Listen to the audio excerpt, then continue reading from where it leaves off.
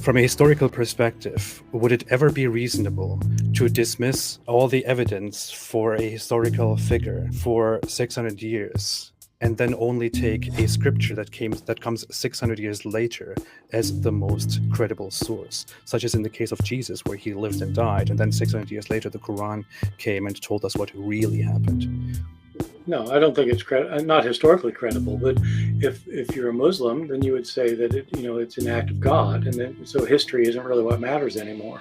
And so if history doesn't matter, you can make theological claims. If history matters, then obviously sources written 40 or 50 years after are more likely to be based on reliable tradition than sources written 600 years later, especially when you can show that a source written 600 years later is dependent on these earlier sources.